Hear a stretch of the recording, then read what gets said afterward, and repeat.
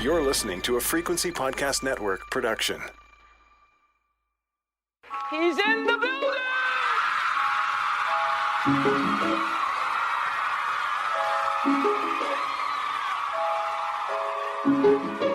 Drink the moment. Drink it. I said empty your mind. Coquettish and coy. Ow. Ow. What? Yeah, there's people that are dying. The wickedly talented. More than great. It was historic. Crack is Whoa. Oh, good for you. I have to apologize. One of the hottest. Hello, and welcome to the Reheat, a podcast that re-examines the hottest celebrity news and scandals of yesteryear and asks, how would we react to the same events if they transpired today? I'm your co-host, Sadaf and Sarah, an arts and culture journalist who has a possibly very unhealthy obsession with gossip and celebrity. Okay, definitely very unhealthy. And I'm your co-host, Sarah Sahagian, a journalist and educator who's also a self-identified historian of celebrity culture. And we are the kind of friends who were brought together by doing exactly this, talking pop culture. So it seemed only fitting we come together to bring you the Reheat. Now, this is our first ever episode, and we're pretty excited to analyze the scandals you're still not over, which are many, and even some you may have forgotten. Each week, one of us will present a deep dive into a very juicy story from the past, while the other offers her perspective on the very hot mess at hand. For our debut episode, I've done a deep dive into the most infamous Hollywood love triangle of the 21st century. Celebrity gossip aficionados know what I am referring to. That time when Brad Pitt and Jennifer Aniston filed for divorce, and Brad quickly moved on with Oscar winner Angelina Jolie. Now, Sarah, I have to tell you, when I was back in high school and I remember this was all happening, I was very much Team Angie to begin with, because I was a brunette and I felt like brunettes had to go with Angie and blondes had to go with Miss Rachel Green. So this was really challenging for me as a lover of celebrity culture. I was a Friends fan from the age of 8. I'm not sure I should have been watching Friends at 8, but I had permissive parents and I love them. So I probably would have been Team Jennifer Aniston because I had always been Team Rachel Green. But unfortunately, at the time, I felt like you had to pick sides as everybody else did. And I was a gender studies student at university, and I really respected Angelina Jolie's work with survivors of sexual assault during wartime. I really admired her work as a UN Goodwill ambassador. I felt she was an important humanitarian. And I was also sick of women being slut-shamed and judged first and foremost by the people they had sex with. I just felt like women shouldn't be reduced to our sexual choices.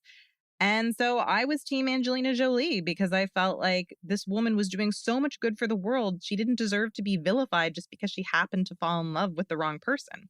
So what you're saying is I'm superficial. I got it, Sarah. But also I totally agree with all your reasons. They're very good reasons. And a lot of what we're going to talk about today, actually.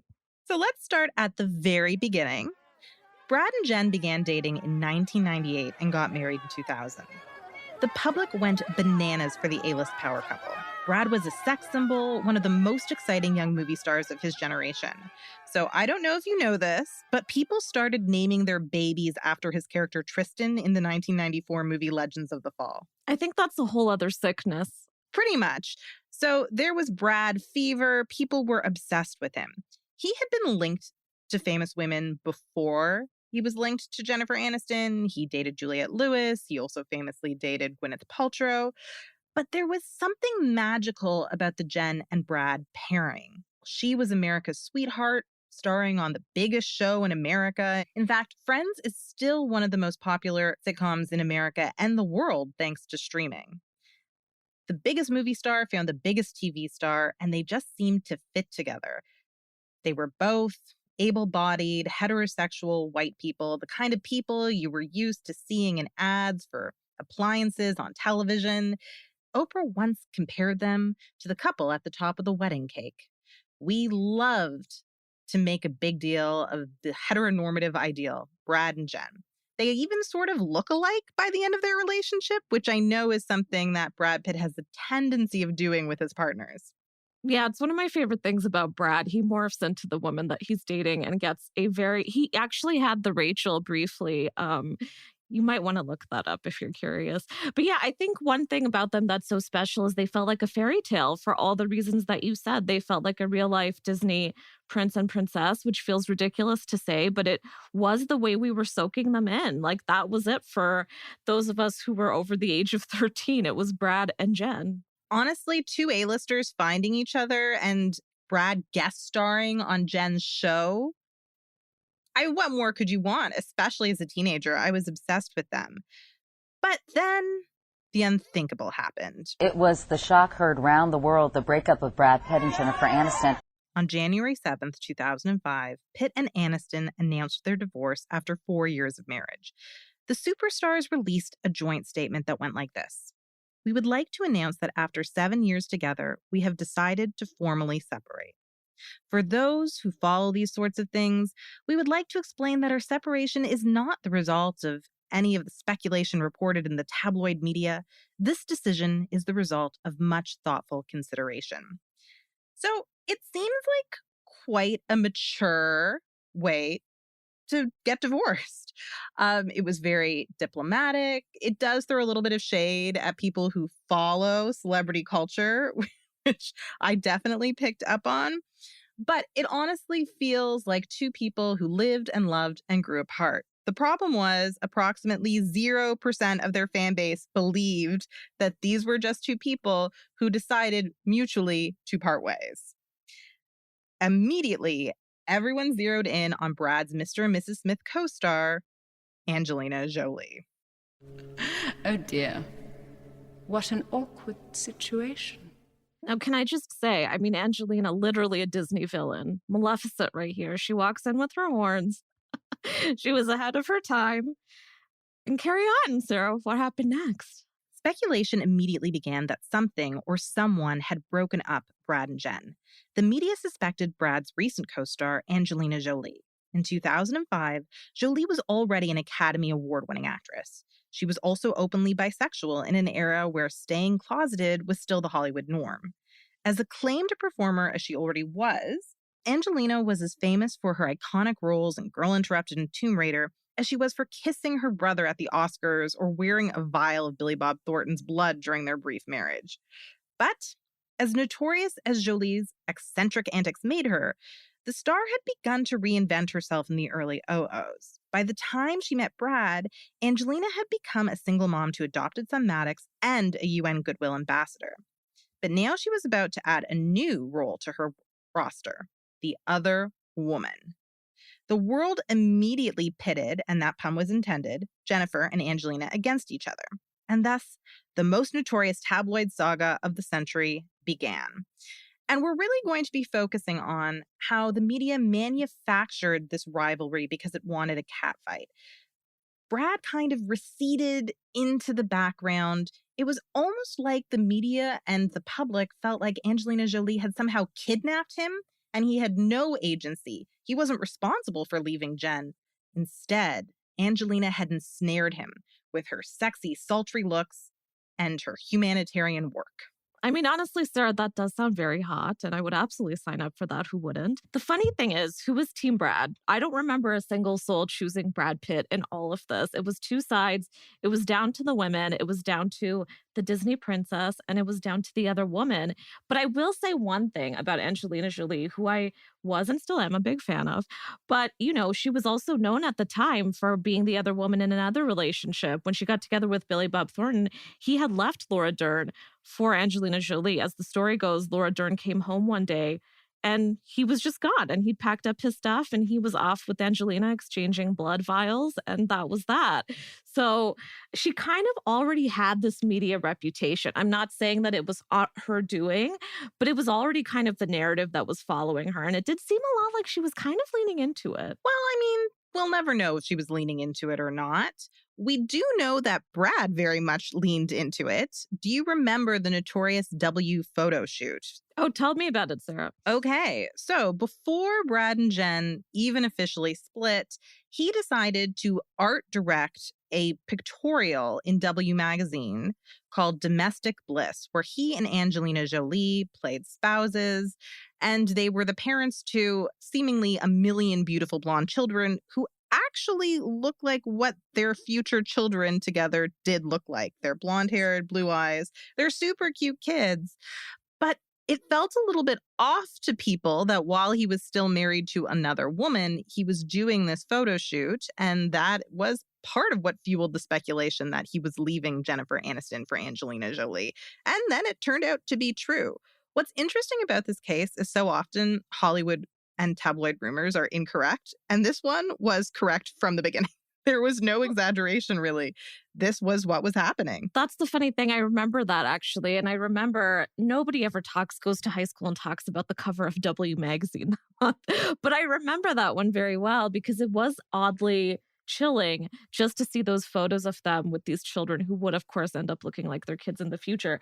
But they looked so loved up. They looked beautiful. It was as if we were kind of manicuring what the relationship was going to be, not just in the media, but in real life. And it was set up to look like another fantasy that we would drink right up. I mean, those photos were gorgeous, and they definitely painted a picture of what the relationship might be. But yeah, it didn't leave a good taste in your mouth if you were thinking about Jennifer Aniston at all. And I can only imagine what she was thinking when she saw that cover, because God knows she saw that cover. It was in particularly poor taste because Brad art directed it. So it felt like he was trying to communicate this message to the world. This is my new family that I'm building. It was ostensibly to promote Mr. and Mrs. Smith, the movie that they had made together. But most Team Jen people were still very offended. And I get it. It is a little bit over the top, but you can have a little bit more tact when you're divorcing someone. I mean, if someone else had art directed it, it would be one thing. But Brad took the credit for this idea. I mean, this is the thing. It was very ballsy, and I feel like he knew what he was doing. Let's not paint him as the innocent party.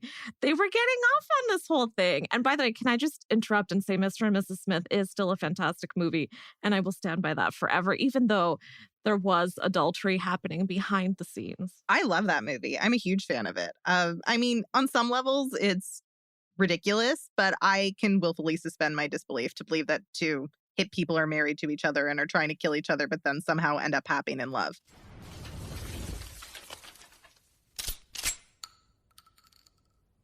You still alive, baby?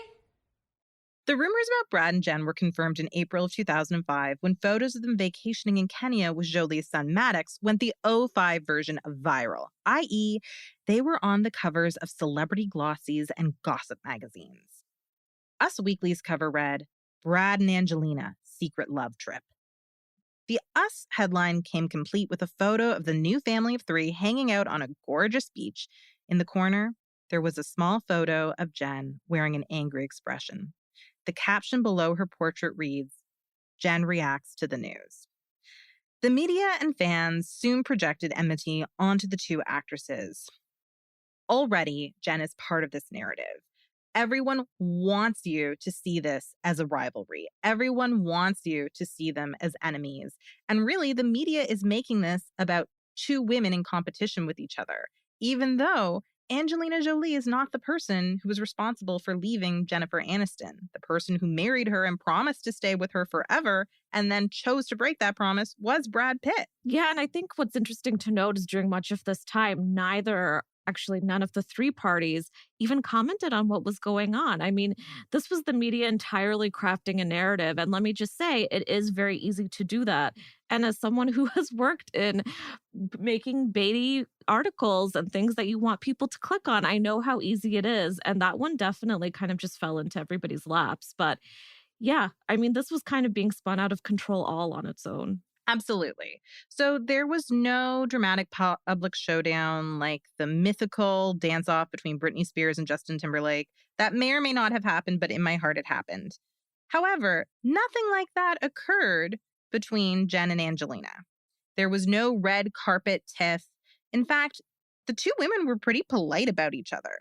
And that didn't stop the media from turning them into the biggest nemesis since, Tom and Jerry, basically. Gossip blogger Perez Hilton referred to Aniston as Maniston, mocking her appearance and dubbing Angelina Jolie Santa Angelina. So that's problematic on a number of levels. And I'm not going to get into critique of Perez Hilton because if you Google critiques of him, you can find really great articles. But we can say that what he said was transphobic as well as misogynistic. And, it's a great example of how the media was really cruel when it took sides, probably needlessly so. Yeah, Perez Hilton was one of the worst little pests out there at the time. I mean, he would say anything he wanted. He's very offensive. We do not support Perez Hilton. But yeah, I mean, it was a good example of the way that everybody was characterizing these two as just the very sweet woman who was left alone and who's bitter and sad and angry now, which was probably not even actually the case.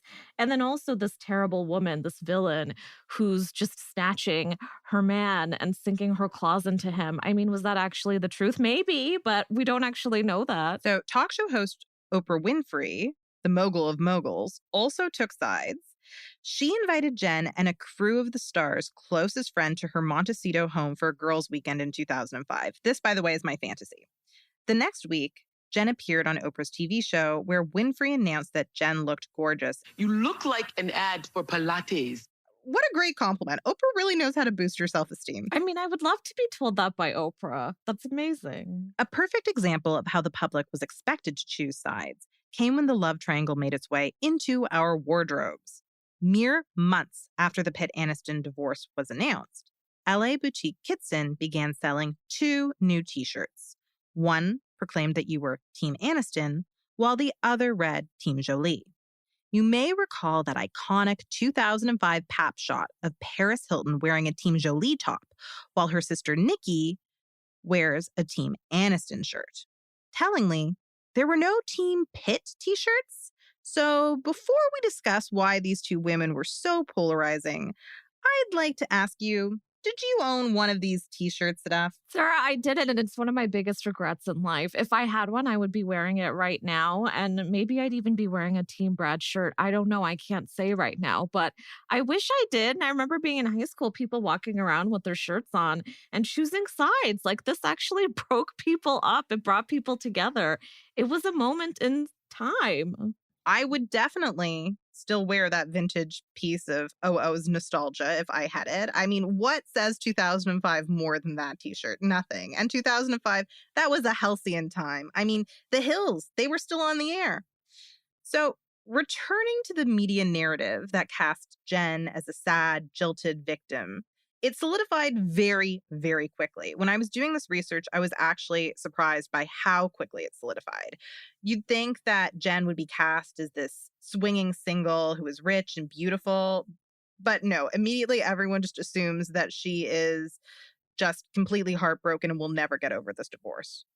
In her now iconic post-divorce interview with Vanity Fair in the fall of 2005, Aniston spoke candidly about her split from Brad for the first time. Written by Leslie Bennett, this is how the article starts. Jennifer Aniston opens the door to the Malibu bungalow she's been holed up in lately. She gives me a radiant smile and an effusive hello. Then she bursts into tears. The article drives home that Aniston feels heartbroken, and the message is clear. Divorce was not what Jen wanted. The profile is full of melancholy imagery. It portrays a Jen so devastated, she begins weeping before Bennett can even ask her a question. The piece also describes Jen's new habit of, quote, yelling at the ocean, a cathartic strategy the actress used to get out her emotions. And I don't know if you remember this, Sadaf, but it kind of became a meme. Oh, yeah, totally. I mean, the funny thing about this moment is, doesn't it just remind you of Big Little Lies? Like, this was her moment by the beach, Pinot in hand, tight beige cardigan wrapped around her, hair blowing in the wind. I mean, I can hear the music right now. It also kind of sounds like my fantasy. Like, it doesn't sound that bad. Having a cathartic experience on a Malibu beach, you're wearing cashmere, you're drinking wine. I would be down for that. Oh my God, no, put us in the game. Absolutely. Would love to be Jennifer Aniston by the beach. Are you kidding? Yeah, it's kind of the happiest depiction of a sad person I can remember. I don't think it's intentionally a happy depiction, but to me, it feels sort of aspirational. Like, oh, this is the chicest way to mourn your marriage. I think it's luxury sad. It's rich sad. We love that kind of sad. Exactly. And I feel like rich sad is kind of like middle class happy. Exactly. Yes. So the media's desire to compare and contrast the two women did not ease up over time. Condé Nast cashed in on the rivalry when American Vogue had the same writer, Jonathan Van Meter, interview both actresses 23 months apart. For their respective Vogue covers, the stars were styled in nearly identical long red gowns that revealed their shoulders. Okay, so I'm just opening these pictures right now because I don't remember them at all. And it's kind of hilarious because they're almost practically identical. So both of the women are in these gorgeous long red gowns. Jennifer's got a little bit of a smile. It looks a little chilling. And Angelina's got a little bit of a sneer going on. I mean, they're absolutely following a narrative. And while Jen is by the beach, which I presume she always is, and it's daytime, Angelina is just hanging out at dusk, looking a little bit like a viper in the sand, which I think is, again, the narrative that they want us to have. It's hilarious. It's funny. I can't believe, like, when I went back and looked at these two covers, because I remembered the interviews, but I didn't remember that the covers were so similar. I was shocked at how brazen this is. Vogue is basically commanding you to compare these two women. They're cashing in on the rivalry and perpetuating it. But the interviews are, depending on how you feel about the tactics that Van Meter uses, they're either evil or brilliant. The most fascinating part of the dueling Vogue covers is how Jonathan Van Meter sets the stage for the Jen interview 23 months later within the text of the Angelina interview. Here is how he describes Angelina. Quote, "She looks at ease and in her element, all dolled up, surrounded by men. This visual provides a sharp contrast to Jen, whose friendships with women Van Meter makes central to his Aniston profile." He is taking pains to illustrate images of Angelina Jolie surrounded by guys, and he's showing you how men find her attractive. She is this sex bomb. Whereas Jennifer Aniston gets to be the girl next door. She gets to be your best friend. She basically gets to be Rachel Green in the profile. Yeah, and who doesn't want to be friends with Rachel Green? Who doesn't want to date Rachel Green? I mean, maybe Ross briefly, but we all get it. And here's the thing, Jonathan Van Meter, as a journalist, I will say, I love the idea of sending out the same person to interview the both of them and do a little bit of a compare and contrast. That's genius.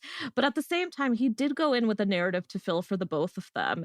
And maybe that would have been hard to resist. I mean, you say it's old news, but Sarah, is it really old news? I mean, we're talking about this in 2021. We cannot get over it still. It really is the love triangle that's defined this generation, not just of us, but of media and tabloids. I mean, we're still getting off on it. You're right. We are still going with this narrative. We're still exploring this story. It will never truly be old news. Thank God.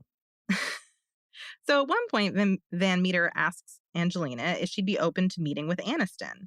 Her response, "That would be her decision, and I would welcome it."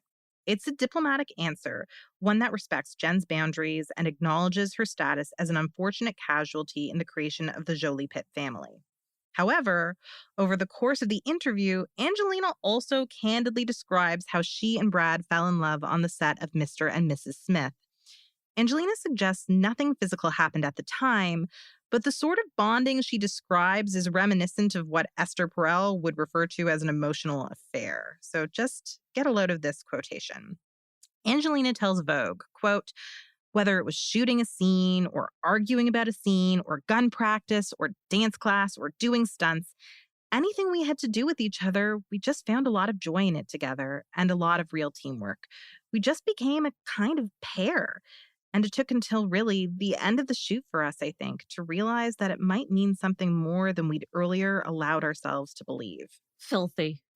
Disgusting. I mean, here's the thing. We're not here to judge these two and the relationship they decided to have. We're just looking at the way that this has been interpreted for years. But the funny thing is, when I hear that quote, I just think, yeah, of course they fell in love. Of course they did. They're shooting this hot movie. There are two hot people doing hot things. And it happens. And when you're working together, it's kind of like having a work wife or a work husband, which us normals experience in the day-to-day anyway in the office.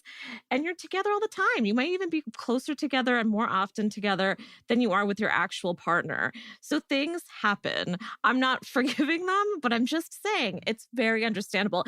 And if she wants to talk about her relationship, this is a way to do it. I mean, if she's always going to have to open it with a defense first, is that fair to her? I don't know. I mean, what does she owe the public, really? Exactly. This is not the first marriage to break up on account of infidelity at all, by any means. And it's been a few years. She didn't do this right away. I wouldn't say this quote is in the kind of poor taste that the W photo shoot was in. I have a lot of sympathy for this. At the same time, I have sympathy for Jennifer Aniston's reaction, which is captured for posterity in her 2008 Vogue interview.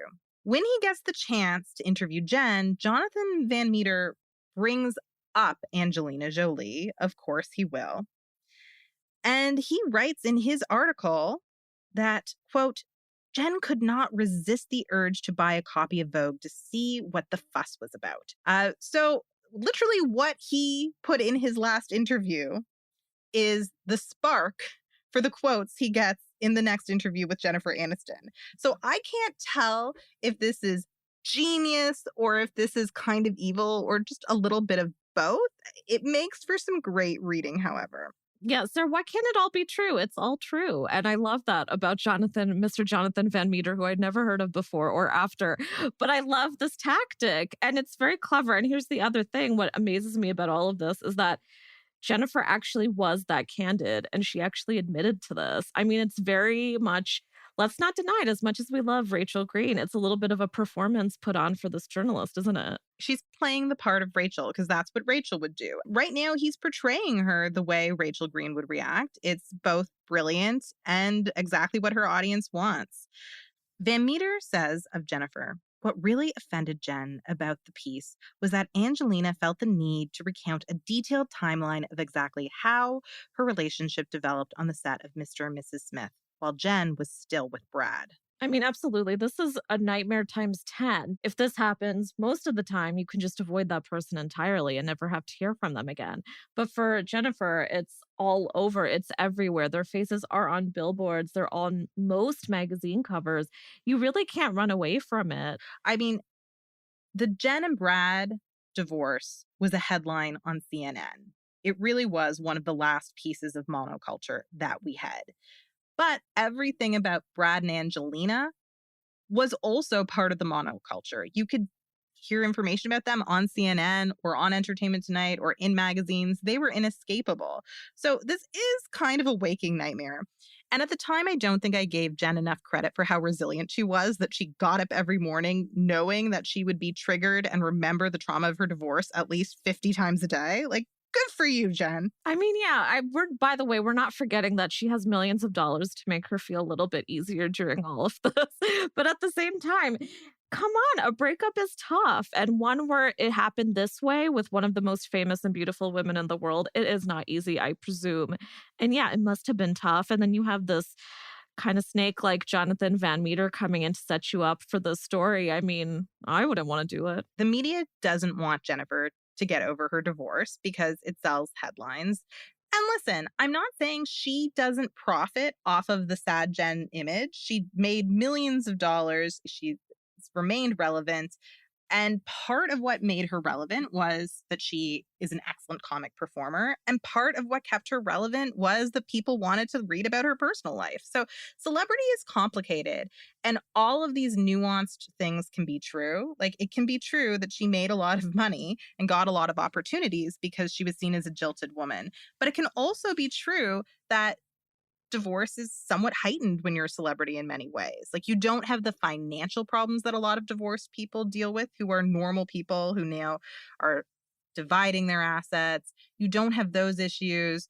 You can afford therapy. And Jennifer Aniston is a very vocal advocate of therapy. She often talks about going to therapy.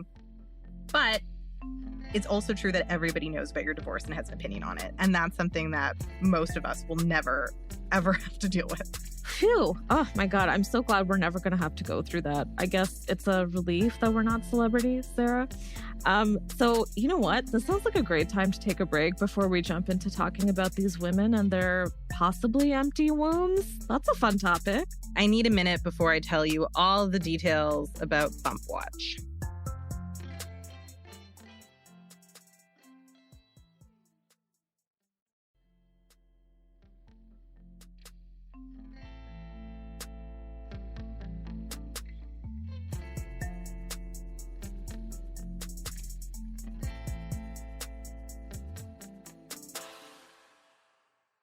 Another obsession with the media was anything to do with Angelina and Jennifer's respective wombs. Brad and Angelina began to expand their family immediately after getting together. They brought home their first daughter in 2005 when they adopted 6-month-old Zahara from an orphanage in Ethiopia. The following year, Angelina gave birth to the couple's third child, Shiloh. In March of 2007, the Jolie Pitts adopted again when they brought home 3-year-old Pax, who was born in Vietnam. When Angelina delivered twins Knox and Vivian the following year, People magazine paid $14 million for the rights to a photo spread about the new family of 8. The funds went to the Jolie Pitt Foundation, but that photo shoot inspired an expose in the New York Times about what the paper referred to as Jolie's carefully orchestrated image. Carefully orchestrated image, that's a quote. Sources revealed to Brooke Barnes that the Pitts didn't want millions of dollars for their adorable baby photos alone. In addition to that money, they, quote, also wanted a hefty slice of journalistic input, a promise that the winning magazine's coverage would be positive, not merely in that instance, but into the future. So in this expose, Jolie is cast in the media as the controlling, conniving matriarch of an ever-expanding family. What's interesting is that Brad is more or less absent from this critique. They're scapegoating Jolie, which plays into a lot of very sexist stereotypes of overbearing mothers. I feel like it's pretty misogynistic the way they portray her as controlling, kind of like she's the stage mom managing the entire family and preventing journalists from covering them accurately. Yeah, I totally agree. I mean, it's interesting because let's first of all not deny the fact that this was a little bit of image rehabilitation for the couple. And in the same note, they get to donate a chunk of this money for a very good cause. But at the same time, she is very much the face of the entire quote unquote manipulation that's happening here of the media. But I mean, listen, the media has used them to sell magazines for years. Why don't they use them a little bit? I mean, if People magazine even threw me $1 million, I'd let them into the birthing room. Okay, I don't mind. Let's do it. Oh, honestly, I gave birth last year. And while I wouldn't even let my husband watch my daughter crown, if People magazine wants to give me like, hell, I don't even need $1 million. If People magazine wants to come in and pay me like $25,000, that's great. I can buy a car. Like, that's fantastic. You can see my daughter. You can see her crown. Like, okay. Paging People magazine right now. I would have a second child just to sell them photos. If I were a celebrity, I would be so tempted to just always be pregnant so that I could get in on this racket. Yes, please. Okay. I know a lot of people will think that that's in poor taste. I'd still take care of the kids and I'd love them, but also they would be assets in addition to that. Okay. So the media was perhaps more obsessed with the children Jennifer Aniston did not have than the children Brad and Angelina were actually raising. I'm sure you can remember the constant bump watch to which Jen was subjected to. I mean, here's the thing. She's still subjected to it. And we are years down the line. And she has made it very clear she does not even want a child. But if she has the littlest bit of bloat, the cameras catch it. And they ask us, is she pregnant? And I just want to scream, no, she does not want to be pregnant. It's over. So in 2005, the narrative for many people was that Brad had left Jen because she didn't want children. And in the interviews of the time, Jen got pretty emotional when that came up. So returning to the 2005 Vanity Fair piece, she talks about that rumor and says, quote, I've never in my life said I didn't want to have children. I did and I do and I will.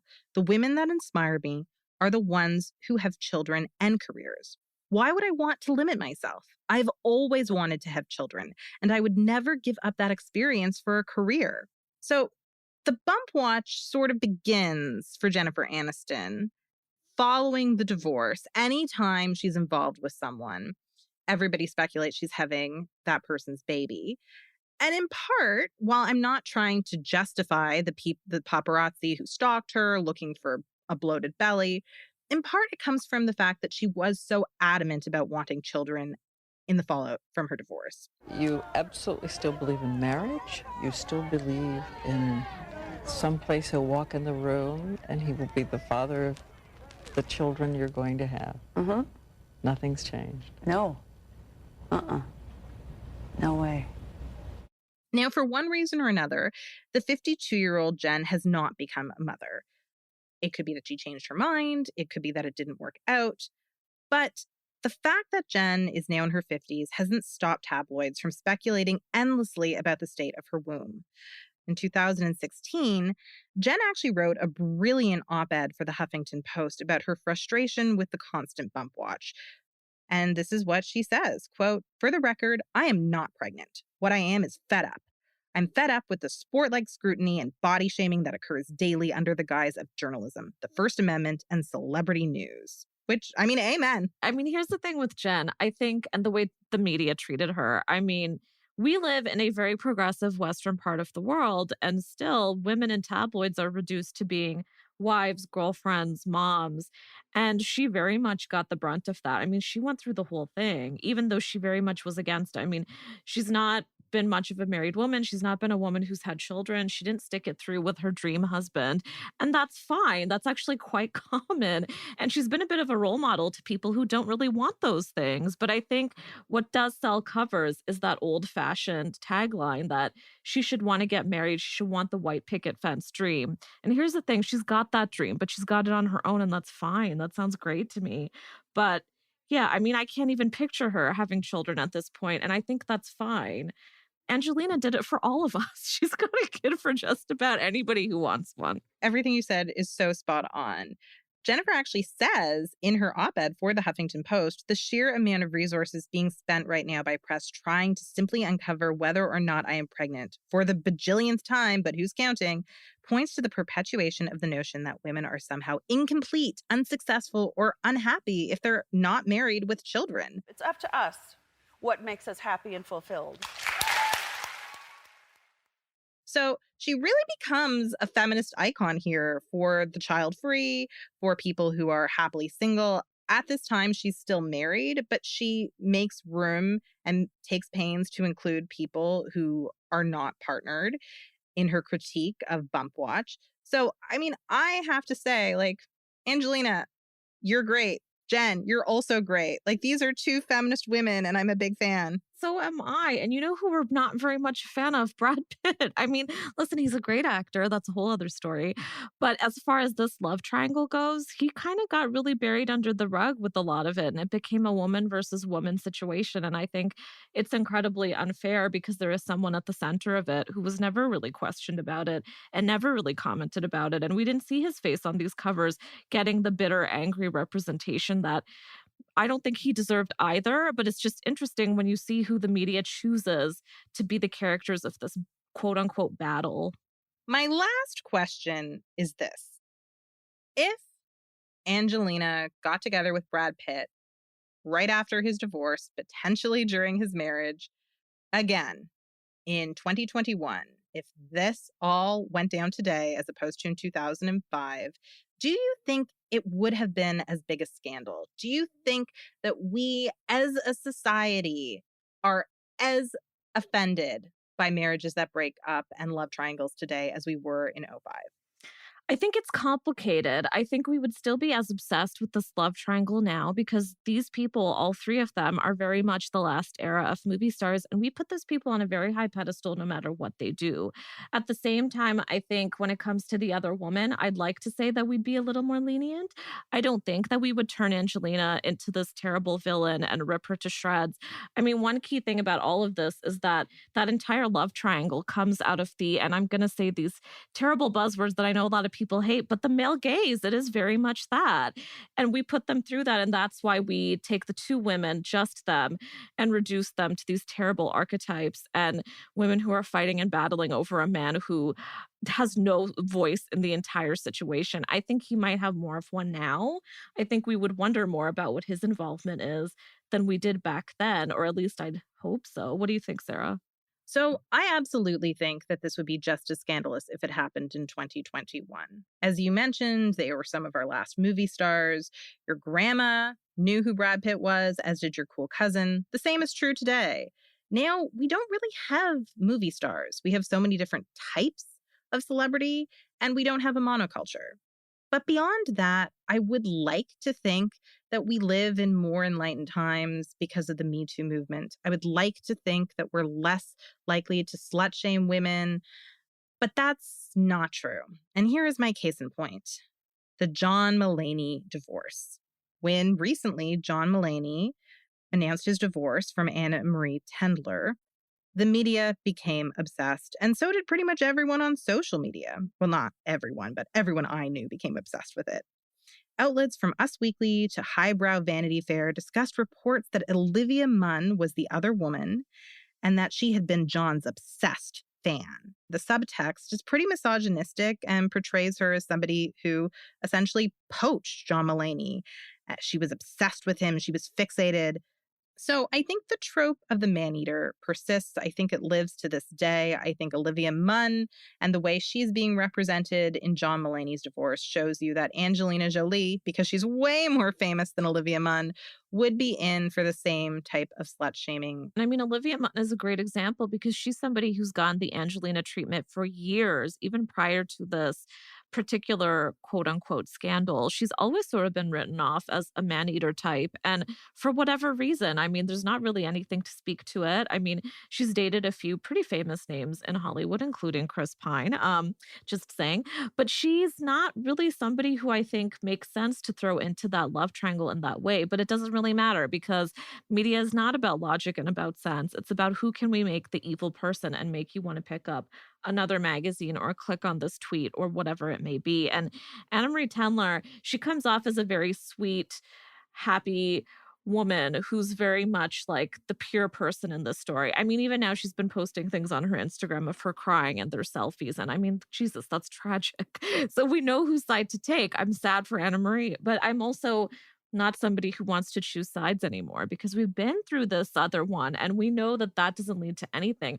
My only question is, what does John Mulaney have to say about this? So here are my final thoughts on the Angelina Jolie versus Jennifer Aniston rivalry. When asked about how Eddie Fisher left her for Elizabeth Taylor in the 1960s, the icon Debbie Reynolds had the following to say, quote, "A man doesn't leave a woman for another woman unless he wants to go." So here's my thought. Maybe the most feminist thing we can do is stop pitting Jen and Angelina against each other. Angelina did not force Brad to break his marriage vows. That's a choice he made. He had agency. Instead, maybe let's focus on being fans of both Angelina and Jen. Perhaps that's the most radically feminist thing we can do. I completely agree with you. I mean, we've got to end this kind of battle between the hot blonde and the hot brunette. It's so high school, first of all. And also, it's kind of outdated. I mean, who cares really? I think it's just exciting to have a scandal to talk about and have fun with, but it's very much a real life story that's happening. These are not fictional characters. And we shouldn't be putting women through the ringer just for the relationships that they're in, no matter how they ended up in them. There's always a third party involved. And I think there's something to consider there. And I think Debbie Reynolds put it best, to be honest with you. I don't think we have to choose anymore. I've decided I am Team Jolie and Team Aniston. Oh, same. Who even is Brad Pitt? And on that note, that is this week's inaugural episode of The Reheat. We cannot thank you enough for listening, and we hope you'll come back because we definitely plan to cover a ton more salacious scandals, and the only way to do that is if we gossip about it together. And if you want to hear more from me, you can find me on Twitter @_Sadaf. Listeners can find me on Twitter @SarahSahagian. And if you liked this podcast, please know that we are part of the Frequency Podcast Network. You can find us wherever you get your podcasts. Thanks for listening.